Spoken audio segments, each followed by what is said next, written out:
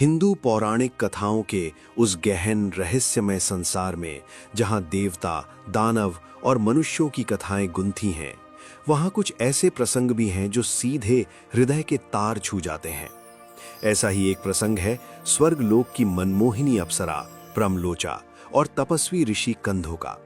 लेकिन ये कोई साधारण प्रेम कहानी नहीं, ये एक 907 वर्षों तक चला अखंड अविराम शारीरिक प्रणय है जिसने समय की धारा को ही मोड़ दिया। क्या ये केवल इंद्र का एक छल था या फिर इसमें छिपा है काम और तप के बीच का एक गूढ़ रहस्य?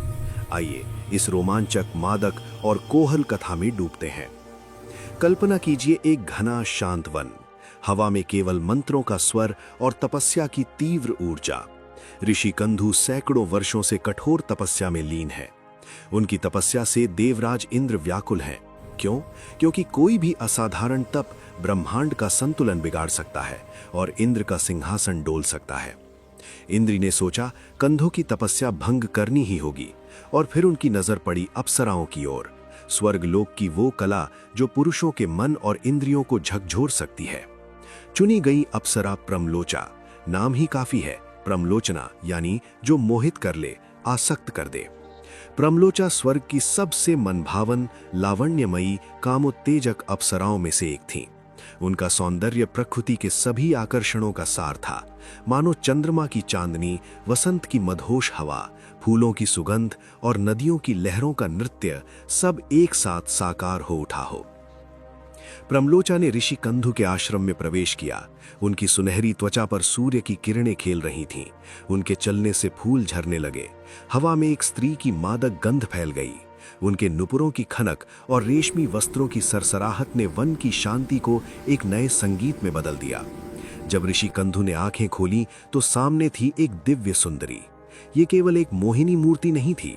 प्रमलोचा ने ऐसे भावभीने नेत्रों से देखा, ऐसी मंद मुस्कान बिखेरी जो सीधे ऋषि के हृदय में उतर गई।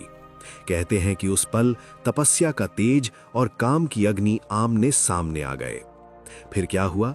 यही तो इस कथा का सबसे मादक, रोमांचक और अविश्वसनीय पहलू है। ऋषि कंधु प्रमलोचा के रूप और आकर्षण में इतने डूब गए कि उन्होंने उसे अपने पास रोक लिया और फिर शुरू हुआ एक ऐसा साहचर्य, एक ऐसा शारीरिक प्रेमालिंगन जो पूरे 907 वर्षों तक बिना रुके, बिना थके चलता रहा। सोचिए, 907 वर्ष, कितने युग बीत गए होंगे। पृथ्वी पर साम्राज्य बने और बिखरे होंगे, नदियों ने रास्ते बदले होंगे, परंतु उस कुटिया में समय ठहर सा गया। दो देह, दो आत्माएं एक दिव्य एवं भौतिक आनंद में लीन। ये केवल शारीरिक संयोग नहीं था, ये तपस्या का ही एक दूसरा रूप बन गया। जिस तीव्रता से ऋषि तपस्या कर रहे थे, उसी तीव्रता से वे प्रेम के समुद्र में गोते लगाने लगे। प्रमलोचा भी केवल एक उपकरण नहीं रह गईं, वो इस दीर्घकालिक प्रेम की सहभागिनी बन गईं। शायद इंद्र की योजना से परे एक वास्तविक आसक्ति उत्पन्न हो गई। 907 वर्ष बीत गए। एक दिन प्रमलोचा को अपने वास्तविक कर्तव्य का स्मरण हुआ। उन्होंने ऋषि से विदा मांगी। कहते हैं ऋषि कंधु को यह जानकर आश्चर्य और क्रोध हुआ कि ये सब इंद्र की एक लीला थी। उन्हें लगा कि इतने वर्ष बीत गए, उनकी तपस्या अधूरी रह गई।